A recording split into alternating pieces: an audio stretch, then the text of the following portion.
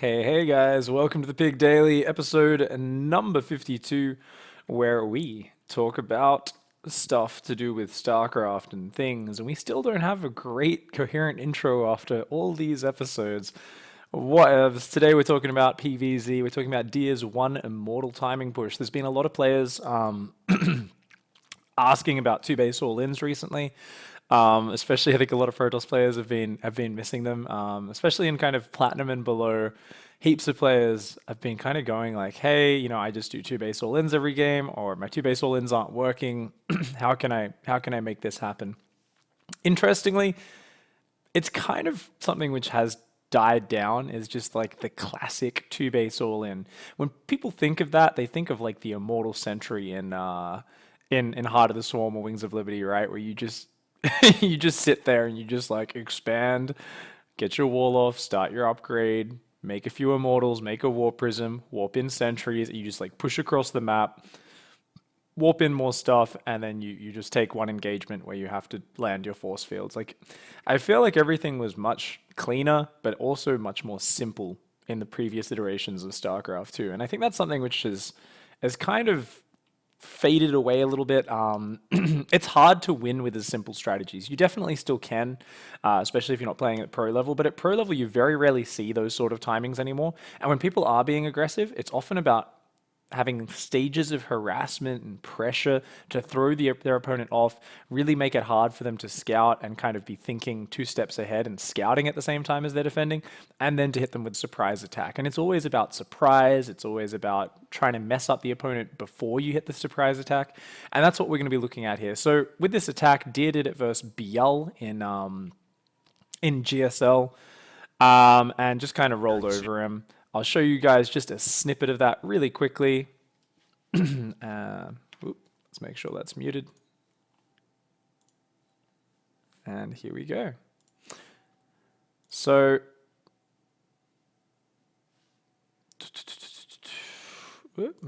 there we go. All right, so what happened in this game? It was Frozen Temple. It was game one of Deer versus Biel. And Biel basically... Biel went for like a very fast hatchery to make sure he got that down, and then Deer just is nice and annoying, blocks the third base, brings an Adept up to pressure, defends a little Zergling drop, and then he just YOLOs across the map, and bam, right here, about 5 minutes 20, 5 minutes 30. He is inside Biel's natural with an Immortal, 3 sentries, bunch of Adepts, a Stalker, and he's warping in a lot more Adepts off a Warp Prism. And he just kills him. And that's the timing. So let's go into game and let's actually look at me executing it. Obviously, I'm not going to be executing it as perfectly as an awesome god like Deer. But I practiced this about 20 games yesterday until I could get it down and understand all the different little pieces that go on into it. So, yeah. Let's make sure all our sound's good. There we go. Still loving the dailies. Oh, thank you so much, CJB Prime. You can see I'm thrusting in excitement at your tip. Thank you so much there. I really appreciate that. So guys, for the build order, first things first, what you want to be doing is you want to be dropping dropping that pylon on the low ground. So you can just rally your 14th probe down as you normally would for that. Drop that pylon, and then that probe immediately goes across the map. Now, with this particular wall off, it's very easy. You just put that pylon one space below the ramp, leaving the gap there. Then you rally down another probe as the last one, just as this pylon's finishing. Put a gateway down directly below, and we're going to put our cybercore there. So it's like a super easy wall to do. Now, when you arrive over here, this is really important. What you want to be doing, and sorry, you do want to take a gas after that gateway as well. Just keeping up constant probe production, get that gas down. It's a very standard gate nexus opening. So what you want to do here is when you come over, you want to try and deny these bases and just block them and be annoying. In the particular game we were talking about, like I said, I didn't necessarily get to see exactly what Deer's game plan was and what triggered him, because Biel went for a 14 hatch specifically so it couldn't be blocked. So he was like, nah, here's my natural, it's down. I didn't get to practice this against any Zergs that automatically do that. And I got to use it in the same way against players who instead just go for the third base. And I found that you can still make this work really well. And this is actually so important to the build, by the way, guys. Do not underestimate this. A lot of people would have looked at this VOD and just been like, oh, you know, yeah, you just did this surprise immortal attack, and it kind of can work or it cannot work if they're greedy or if they're not too greedy. But it's a lot about what you do here with your early probe. And this probe is like the guy who wins the game. You have to be annoying with this probe. So what you want to do is deny that hatchery. Now, in this case, I'm playing against my friend Satu, who's the coach for the academy guys on my team. And he just goes for the third, like the greedy douchebag that he is. Bloody Zergs, am I right? So, if you're worried about him bringing down another drone and kind of just getting the natural down, I could have just left my probe there and just stayed blocking that. And then afterwards, I confirmed that he's actually going not for 3 hatch before pool or anything like that. And I say, okay, he's going to gas a pool and the hatchery. Let's just chill here and make sure he doesn't take a 3rd hatch before queens. Because you'll notice that a lot of Zerg players, they have the money around this point. Yeah, around a minute 45. If they don't go for their queen straight away, if they don't build an overlord, so he's going to queue up an overlord now, I think. But if he didn't do that, he'd have enough money for a hatchery in about 5-10 seconds. Yep. So you're just going to chill there with this probe. He's going to be annoying. Now back at home, you go for your 19 Nexus. Let's rewind very quickly to that part of the build. So it's a 19 Nexus. I've got 1 guy mining gas, 16 on minerals. So I personally like to put 1 guy on gas when I've got 15 on minerals, and then kind of finish the minerals and then resaturate the gas. It doesn't really matter. You can saturate the minerals fully and then put on gas if you want. So you're going to go 19 Nexus. You're going to squeeze 1 more probe in after that. In this particular game, I actually went 20 Nexus there, the greedy boy that I am. And going to put down a Cyber Core on 20. Once you put the Cyber Core down, you restart probe production. You then drop your 2nd gas. So this is just your very typical opening. And then you want to get a 2nd pylon. So without breaking probe production. So 1 more probe needs to queue up. Come on, don't be a douchebag. Oh, apparently I delayed that probe. So normally this probe starts a little bit earlier there. I actually delayed that to get my pylon down. Now what's interesting is rather than building the pylon at home, because you're so adamant about being annoying, you actually want to block the 3rd base. And this is where this build gets interesting. And up to now, I really thought this was like a waste of money. I thought like maybe a pylon block and then cancelling it is fine, but we're actually going to go ham with this. We're going to put down a Cyber Core. We're going to go crazy. And there's really cool reason that this actually works, and it's partly because this is Frozen Temple and has a very short rush distance. You guys will notice I'm doing a lot of rush tutorial videos on Frozen Temple lately. It's because it's got a short rush distance, so players get over there very fast. So I'm actually going to Cyber Core block here as well. So notice I've purposefully put the pylon as far right as possible. I could probably even put it 1 more space right. So that when the Zerglings are attacking it, I can come in from behind, put down a Cyber Core that's still blocking the hatchery without the Zerglings quickly turning around and blocking me from putting that Cyber Core down. That's really important. Now back at home, as soon as your gateway is done, you got to make sure you chrono boost out an Adept, start your warp gate research. Now with this build, because it's all in, you don't build a Mothership Core at all, because Mothership Cores just aren't very good offensively. Now, in this particular game, I came and put the Cyber Core down early. If you're someone who feels like this is awkward, you can choose to wait until the Zerglings are attacking the pylon and then come in and put the Cyber Core down. You'd put it down like here. Like I said, you've got to put it as far to the left as possible to make sure you get that core down. Otherwise, it really screws up your ability to mess with the Zerg player. But if you want to put it down a bit early like I did here, that's fine. Now, in this particular game, our opponent's built 4 Zerglings right on time, but they've just popped out. So we're going to make sure we get plenty of hit points on that. What you absolutely never want to do is start the Cyber Core just as the pylon's dying. Because if you start that Cyber Core as the pylon's dying, they'll actually turn around. 4 Zerglings and a drone can out DPS a Cyber Core. So if it's only just begun, they will actually kill it before it finishes.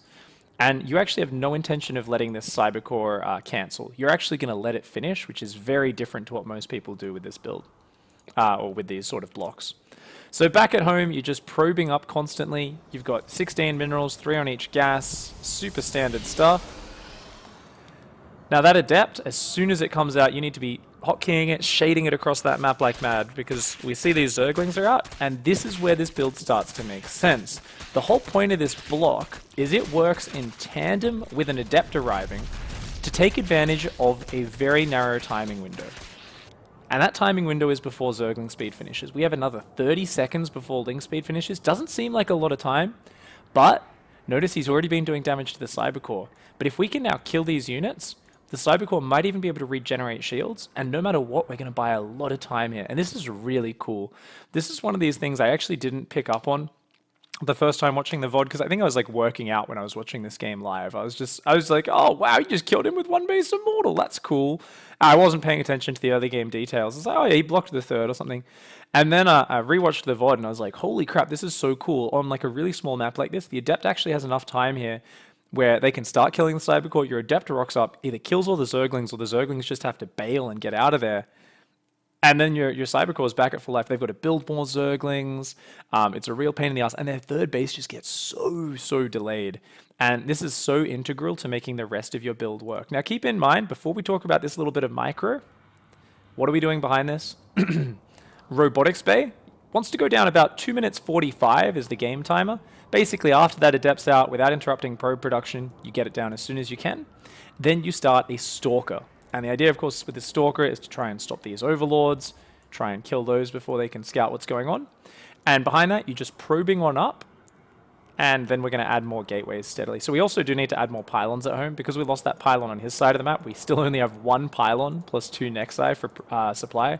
Luckily, Nexi give like 1 billion supply each, but we do want to drop some pylons, and I think that might be something which I forget this game. So what we're going to do, Adept, we want to focus fire these Zerglings as much as possible. My micro is not amazing. He knows that he can't really fight there, so he's going to run away with those Zerglings. We actually catch a drone rallying. And like I said, Cybercore regenerating shields right now. Every second that he's not attacking it, it's wasting more and more time. I killed 3 Zerglings there, and now, even though he is attacking, he's only got 1 Zergling and a drone left. We shade into the third base and start just focus firing drones. Behind this, we're just focusing on building more probes at home. Well, we should be. There we go. A few more probes do queue up. We grab another drone here, we're wasting mining time. Now, if he built a full 10 or 12 Zerglings straight away, we wouldn't have been able to get this much damage done. But he kind of underestimated in this particular scenario the power of this Adept to be super annoying. And that's why things got a little bit out of control. Likewise, if the Zerg player builds 6 Zerglings instead of 4 at the start, which is very rare, it can be a lot harder to be as annoying here. Now, finally here, 3 minutes 50, this is actually where you want to delay their third base to. 3 minutes 50 is your goal. This is where Bial got his third base down, finally. And this is where we wanted to. Notice as well, the whole time during that Adept pressure, we have in the back of our head, oh, what game timer is it? 3 minutes 30 is a special game time where you say, get the shit out of here, man. Luckily, because the Cybercore is still up, we know our Adept has a good chance to escape. If he wants to take down that Cybercore, his Zerglings need to attack it right now. But what you need to realize is that 3 minutes 30 is when Zergling speed finishes off a hatch gas pool. So this is why immediately I start shading away and just getting out of there, because I really want to keep this Adept alive. If the Adept dies, it's not the end of the world, but you really want to try to keep it alive and get that home. Because your Stalker wants to run around denying Overlords, which means you need something in your wall to help block off. So that's where the Adept needs to sit. Now, as I said, not perfect execution. Few gaps in my probe production. Immortal there was supply blocked for a little bit. We've thrown down these pylons specifically so we can throw down gateways in the back where he can't see it. And we are going to try and deny his scouting. Looks like he's going to get pretty good eyes on most of what we're doing. But nonetheless, that's good. We also make a really basic mistake. And I think because he beat me the few games before, he felt bad, which is why he pulled those Zerglings out. What a nice guy. The Adept should have been in the wall. There was no reason for it to not be there. Now, as soon as your Immortal pops out, you want to start a Warp Prism. Man, my execution was so bad. I even rallied a sentry on the outside of the wall. You don't necessarily need to start building sentries earlier, but you can if you want to, even before Get Research finishes. Wow, the execution here. This game was not clean. This was one of the first games. I'm going to show you guys like a cleaner game after this one as well. So we've got a Warp Prism, and we've got a total of 7 or 8 gateways. If you're someone who's like really crisp with your mechanics, you only need 7. That's what Deer used with this build. However, if you are a little bit sloppy, you find yourself always floating money with this build, yeah, you can go up to 8 or 9 gateways. It's not the end of the world. Now, as your warp prism's coming out, you've got to be very mindful of the fact that you're not going to be building pylons on their side of the map. You also don't want to leave any units at home. So you actually want to wall off with a pylon as you leave, and you want to be making a whole bunch more pylons up to at about 88, 90 supply, because you're going to be warping in a lot of units. So you want to be making, there we go, pylons all over the place. I haven't walled in yet, which is kind of sloppy. Also, remember we talked about that benchmark earlier where you want to be in their natural at 5 minutes 30? Even if you've only got a few units, you want to be over there in their face. Not perfect execution this game, so we can see we missed the benchmark by quite a little bit. Pylon blocking the wall at home. No more production out of the robo, just non-stop adepts at this point. Glory to the Daylon. Unfortunately, I couldn't get my my replay hotkeys working today, guys, but that's cool. And you just want to YOLO in as soon as you get there. Now, the reason you want to hit earlier is if we look at this defense, imagine if we were moving in here at 5 minutes 20. What's he got? He has 4 queens and 12 zerglings. Now, this was not a perfect game from my opponent, but you can see that even though you've only got 3 sentries, a stalker, and a couple of adepts or an adept, it's actually fine for you to push in at this point because you want to get in between the Zerg rally points and you want to force them to start trading with you immediately. You do not want to give them time. You do not want to give them time to get spines up. You don't want to give them time to get up lots of roaches and zerglings. This is a surprise attack. Whoa! And every single attack, every single moment matters. Now, what's interesting here is, like I said, I'm a little bit late. I didn't execute the build that well. And that's why it doesn't look that great here. These spines get time to finish. Very integral in holding this. Things aren't working out too well. Looks kind of messy. Guardian shields is most important with your sentries. In a big open area like here, there's not really much you can do with force fields. Now, there were some opportunities to do a few force fields, which I kind of whiffed on. But your real goal with them is to get here. If you can get here with your army, suddenly you can go force field, force field, force field. And you're blocking off so much reinforcement. Or if there's a big army coming from behind, you don't even force field on the front, you just go force field, force field, force field behind. You want to make sure you use those force fields as well as possible. If you can't use them really for anything, you just want to use Guardian Shield. Also, there's lots of fancy micro you can do with this. There's, like, this is one of these builds, by the way. Like I said, there's a lot of players out there in Bronze, Silver, Gold, Platinum who've been requesting 2-base all-ins. This isn't the easiest all-in to execute. Definitely, you can still just kind of do the build without maybe doing as good a pressure early on, or maybe doing the fancy micro. I'm sure you can still make it work, but when it comes to all the fancy details in terms of micro we're going to talk about, they're probably recommended for players who are Diamond Plus to focus on. If you're in the mid to lower leagues, the most important thing when you're first doing this build is just spending all your money, making sure you're like hitting your timing as crisp as possible. Like if you can get to their base at 5 minutes 30 and then just be spending all your money and like warping in constantly, then that's amazing. Obviously, if you're 30 seconds late and you're in Platinum League, you're 30 seconds behind a pro player, that's completely fine. Even if you're 40 seconds behind, it's probably okay. But you've got this kind of goal to work towards there. So you don't want to stress yourself and be like, oh, I've got to pick up every red hit point unit in the Warp Prism and then drop it down.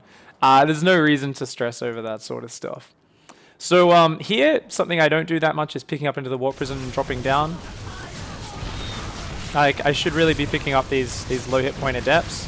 So you select it, click on the Warp Prism, and then you click it out of the Warp Prism down there. Also, you've got to be really careful with where your Warp Prism sets up. I do like it to be in range of picking up the units, but it should always be as far back as possible, because otherwise these queens could have been shooting it this entire time, and that would have won in this game. We see at this point, I'm getting overwhelmed. I finally start doing a little bit of fancy adept micro and immortal pickup micro, but it's a little bit too little too late. And as I said, if he'd already been on top of this, we would be so dead right now. Luckily for me, he gets a little bit greedy here and starts building some drones and kind of just assumes the push is held. You really don't need many drones against this. If you've got 40 drones, just keep building units till you're 100% safe and you'll be fine. But I just kind of pick up in the main, warp in more adepts, and magically overwhelm him, because he did build another six or 7 or 8 workers or something. And we luckily win, because number 1, he didn't focus the Warp Prism. Number 2, he built drones while we were still on his side of the map with this Warp Prism. And no matter what, you're going to see that the reason we call this the 1 Immortal Rush is for a very good reason. It's because the Immortal every time you do this build, unless you get completely crushed, even games where you lose, your immortal should always end up as an executor. Like that's another goal here, is your immortal should not die. The most important thing with the warp prism positioning is your immortal is in range, so if it somehow gets focused, you can pick it into the warp prism, drop it out. Because this immortal, it just represents so much of your anti-roach capabilities. It represents the real power and meat in your composition. Now, whenever you're in these messy spots, likewise, if they've got lots of roaches but not many zerglings or many mobile units, you can always split off adepts and kind of shade just a few adepts into a base past them and split into their mineral lines. And that's something we'll talk about a little bit later as well, but we just kind of get on top of everything here, just keep making adepts. Remember, you don't have glaives, you don't have attack speed with this build. And yeah, that works out. So the benchmark, guys, 5 minutes 30, you want to be kind of in their natural, right in their third base, wherever you're choosing to attack, with about 80 supply total. You want to force fights immediately. Now, in this game, we didn't do that. Remember, we dilly-dallied as we pushed across the map. And that gave him time to prepare, which made things harder for us. So I'll show you guys that very important moment. This is something I learned as I was executing the build. I was like, let's pretend we're taking a third first. Let's go over here. Oh, let's A move back over there. Oh, there's some zerglings coming and we haven't put our pylon down in our wall yet. All of this is like really bad wasted time. We could be in his third base right now. Because we waste time there, these super late spine crawlers get time to finish up. And suddenly we're not pushing until 5 minutes 50. Also, our supply is not quite what it should be. But, you know, if we were here a few seconds earlier, even with just like exposed sentries and an immortal and a stalker with no adepts, that's actually fine because your opponent just will not have enough units to defend. So you've got to be a little bit YOLO with this. And the important thing is, you might think, well, if I'm moving up here, even back at this 5 minute 20 mark, right? You can imagine as a Zerg player moving on to creep, you're like, oh god, what's up here? What's going to come at me? That's why you keep that single adept alive from earlier. This is that really annoying adept. This is also a very value adept, remember. It's not just the immortal that ends up being an executor. This adept often ends up being a mentor or whatever the hell is beyond that where you get 10 kills. But as you're moving up, you can shade that adept forward. Just scout with the shade and just check, oh shit, this guy already has 10 roaches and 20 zerglings. We can actually wait for a warp in or two and then go because he's cut so much economy to be ready on time. So you can make these cute little adjustments like that and it works out really awesomely. So we're going to hop into another replay where I do shove in straight away and it's a little bit more effective even though we take a bad fight. So I'm going to... It's the same opening, it's the same shit, so I'm just going to fast forward the start while I talk to you guys about everything else. So, build order, if you're wondering about that, it's going to be linked below in the Team Liquid thread as per always, guys. Guys on Twitch as well, check the thread later, it will all be up there. A total of 7 gateways, but you can go up to 9. Probe count, that's one thing I forgot to talk about, guys. So let me tell you about the probe count. You want to stop at 35 probes. Now, that's only 14 probes on your natural. Why only 14 probes on your natural? Because that's what deer does. that's it. Like right now in this game, we have, what, 37 probes. Actually, yeah, that's only like 13 probes on the natural, right? What did I write down? I wrote 13 probes in the natural, full main, and 2 gases. Yep. So full main base, this guy. So yeah, 2 of these guys should be gone. I overbuilt these probes. The idea is just because you're hitting so hard and fast, it just times out that you don't need those extra probes. They don't really have time to make, you know, to mine enough minerals to be valuable. So it's important to cut your probes right on 13 probes on the natural, and that'll make your build much stronger. You always want to go for 3 or 4 sentries as well. Personally, I like 4 sentries. If you lose them, you don't need to replace them. There's nothing worse than not having enough money to warp in adepts. Enough gas, that is. Also, guys, you can warp in zealots. Something Deer does is, especially if he's low on gas, but even just if he wants to warp in some stalkers or whatever, he likes to mix a few zealots in there. And the great thing about zealots is they have better kind of general basic damage output than Adepts. So they're better at killing roaches if, say, you've got force fields. I believe they're also better at killing Zerglings. That's something I should probably research. We'll save that for another episode when I've actually done my maths. But Adepts are kind of good because of their range, right? They can kind of work together in a ball. Zealots kind of impotent against roaches because they kind of got to like walk up to them and then have a slice. But when you're using force fields, when you've got that nice immortal anchoring, having a few zealots in there is not the worst thing in the world. Likewise, if you're up against pure roach, there's no Zerglings in there. You can start to add stalkers in during the attack, but usually it's very late on. It's like as the attack drags on, it's a very close pitched battle. That's the sort of situation where you want to actually do that. So yeah, guys, the very important thing with this style is number one, that pylon pressure, and number two, just hitting your attack super crisp and going straight into their base. So this is one of the later tries of me doing the build, and we can see here this time around, this army doesn't look very powerful, does it? Yet nonetheless, big balls, I'm going to dive on in there. So if you're warping in Adepts at home still while you're waiting for the warp prison across the map, make sure you do shade them across to make sure they get there faster. And look at this. I'm just going to YOLO on in there. Yeah, boy. Because you got to push in hard and fast, guys. And oh, look at that micro. Great force fields. Absolutely fantastic. I'm a pro gamer, guys.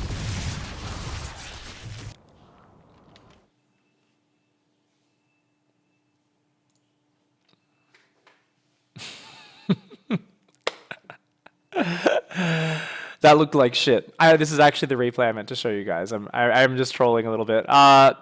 What's important there is we just got fucking destroyed, right? That looks horrible. That looks atrocious. But I learned from the previous games, it's important to do this. It's important to push in there straight away. So part of my learning process was, he always has spines up. He's always got too many roaches up. This is impossible to break. I went back and watched the VOD and I was like, okay, let's benchmark this. He's always in the natural at this timing, 5 minutes 30. Shit. I look at my builds and I'm pushing into his third at 5 minutes 40. And I'm like, that 15 seconds is important because in the replays, there's so many units popping out. So I said, okay, we've got to push in hard and fast. So with this game, I did that and I just got wrecked with those units. But because I was already forcing the trades early, it actually works out. So let's go back into game. So I don't know why I'm using that rather than my scene. That's what we should be using. All right. And I saved that immortal just barely with like a hit point. It's going to keep on being saved. And I'm just going to keep on making more and more adepts here. Now, he made a lot of Zerglings in order to be able to pounce on that army. And the downside of that is Zerglings suck. They're not as powerful as roaches in the long run. They don't have as much longevity, as much power against adepts. Like the just big ball of adepts, he just can't keep up if he makes only Zerglings. So he's starting to make roaches now. But notice here, I've spotted these two spines and I said, let's just walk around them, man. Fuck you, man. I'm just going to come down here. And this is something you can always do whenever you're behind in this situation. If your opponent has just too many units to fight, there's two things you can do. Number one, YOLO all your adepts in one direction to pull him out of position. And number two, split your adepts into all his bases and just go for the workers and try to do a transition while just massacring his economy. And you kind of transfer from an all-in to like a I'm going to kill your economy type style. In this particular scenario, what we're doing is we are actually trying to pull his army out of position with the one big ball of threatening adepts. So notice how I sent these adepts into the main. His whole army pulls up this ramp. I wish we had a force field to take advantage of it. We don't. But nonetheless, we cancel that at last second, and now he has to come down this choke point to fight us. My Warp Prism's coming over with more adepts. This Immortal is gonna, he's only got 6 kills at this point. He hasn't really done his job. But now we're finally in position where, look at this, his units are all choked up behind each other. He's forced to kind of just move into my units. Get in there, Immortal, you lazy fucker. Notice we are shift-clicking our Immortal on the roaches whenever possible. That's something which is very important to do. We're also trying to pull back weakened adepts sometimes. You'll notice we're kind of shuffling them back, trying to pull the weak ones back every now and then. And that's going to make a big difference. And even though we lost all our sentries, because he built so many Zerglings early and his roach count just wasn't up that high, we actually were able to overwhelm there just with pure numbers, getting him out of position a little bit, allowing ourselves to get a decent angle from the engagement. And we just kind of overwhelmed. There's so much better micro I could be doing with the Adept. I was really focused on just trying to figure out how I should be engaging with these examples. But keep in mind, guys, I could be doing some fancy as shit Warp Prism Micro if I was a super good player with Protoss. I'm not a super good player with Protoss, so we were just kind of doing it our own way. So all right, guys, that's almost the end of the show. It is, you know, a little bit of a shorter one today, wanting to try to keep things a little bit more succinct. I say that, and we're still going to be like a half-hour show. So guys, please do let me know your questions in chat. Shout them out with the @x5_pig tag. And I am going to show you that last scenario where, oh, we've hit late, or we haven't executed it well enough. We've kind of messed up the build. Oh shit, we just have to go all in with going for the economy, split the adepts in all the bases. And this usually relies on your opponent making mistakes, but it's definitely something to be aware of, because it doesn't take the craziest mechanics to do. But I'm going to walk you guys through quickly how to do that.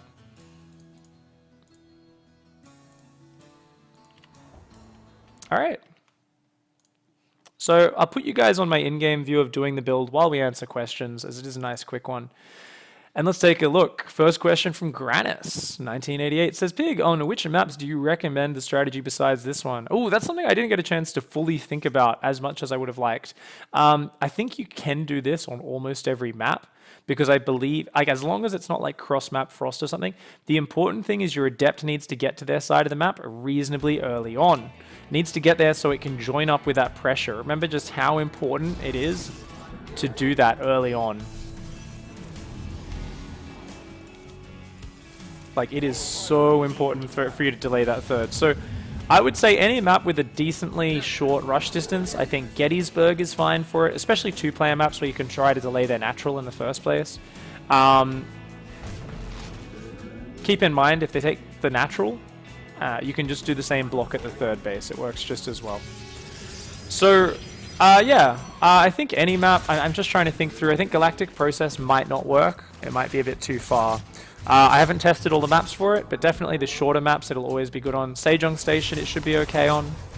So any of the two-player maps, or even Frost side spawns, it could, side and vertical spawns could work, as long as it's not that cross spawn where it takes forever to get there. Eon Blue says, what happens if the Zerg goes instantly for the pool and gas when the hatchery gets blocked? Now, in that scenario, it's going to play out quite differently. So if they go straight for that pool first, do you go for the block on the third? Now that's a fantastic question, and one which I actually haven't fully tested out yet. So that's one I'm going to have to leave open for now. Hopefully I'll get a chance to investigate that today on the stream if I run into some players, and I'll try and add an annotation to the video once I test that out.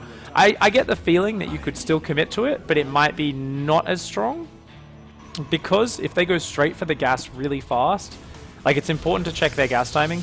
Like, your adept might not be able to pair up with the block on the third. So even though you can still do the cybercore block, you might not be able to pair it up with the adept, and it might just be a little bit more awkward.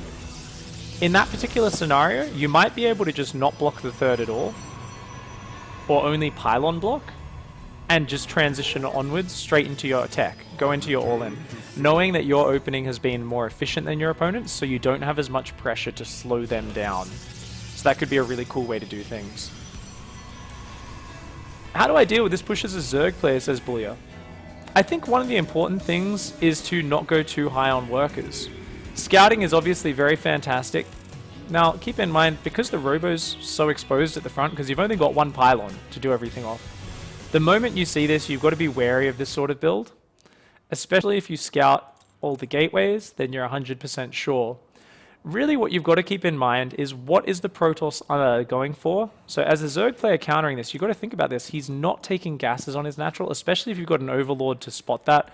On this map, it's hard because these gases are tucked away. But on a map like Gettysburg, the gases are actually exposed next to the dead space, which means your Overlord could spot it. Seeing no gases on the natural, seeing no third, I think at about 4 minutes 30, you can very easily make a judgment of, whoa, we've seen a Robotech, already that scares us. And whoa, he doesn't take the gases on his natural.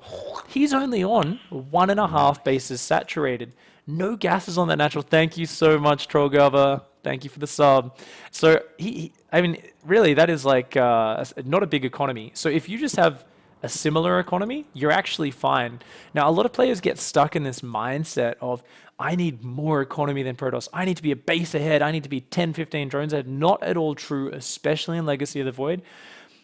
If the Protoss is teching up, going double Forge or like Forge, Twilight Council, Robo, like multiple tech trees, lots of sentries, big high-tech army, fast third base. When the Protoss is going down that path and they're streamlining their path towards, say, masses of Immortals or Disruptors or something like that, in that case, that's where Zerg wants to get that drone lead. However, you've got to take into account the reason is, in that scenario, Protoss is building an efficient army, like beautiful and efficient. In this scenario, Protoss is not building an efficient army, he's building a shit army. This is the equivalent of a Roach Rush. Adepts are not great units, especially when they don't have the attack speed, but they hit hard and fast and they're meaty and they can kind of just overwhelm you at that one timing. The thing is, there's no transition behind this. He's like, I can keep building Immortals out of one Robo, and I can't really even secure a third. I've got no gas to work on. I can't warp in more sentries behind this. There's no follow-up. So as a Zerg player, you can actually stop on an equal work account, crush the attack, and as soon as you've crushed it, there's no follow-up for Protoss, so you could just build like 20 drones at once, and you're in an amazing, amazing position. So in this scenario, as a Zerg, you could actually stop at just 2 mineral lines and 2 gases. In this scenario, we actually see 43 drones, which is way more than my 30. Well, I've got 38. Remember, it's meant to only be 35. I keep building too many probes with this build. But he could have actually cut like 5, 6, 7 workers earlier, and that would have been really useful for him. That would have allowed him to just build plenty of units from that 4-minute 30 mark, have heaps of Roaches and Zerglings, mainly Roaches, but Zerglings are decent too, especially if you kind of wrap the Zerglings around from behind and hit the Immortal and the sentries with them. And yeah, just kind of pull Queens to the front. It's all just about having the numbers, trying to engage with a bit of a flank so that they can't force field too well. All right, so there's also a good question here. Let me see, who else? There was one from Too Much Beer. That wasn't a question. He was just telling me to leave Australia and come hang out in his apartment and teach him how to GSL. Would Ling Bane be good against it, or does Zerg need to go Roach, says Alchemic? I think Ling Bane's pretty trash against it because there's just too many units and the force fields are quite effective as well. The first game I tried this, it was actually against Ling Bane with a whole bunch of Queens, and I just overwhelmed it. The Adepts just kind of spread out a bit, the force fields were too good, and it seemed to work very well. I feel like any early heavy gateway committed rush, Zerg needs a Roach Warren, especially if there's a Twilight Council to get adept attack speed. But I think Ling Bane's only good for beating like small pressures. I think once the Protoss is going all in, you really need to add a Roach Warren, even if you opened up Ling Bane.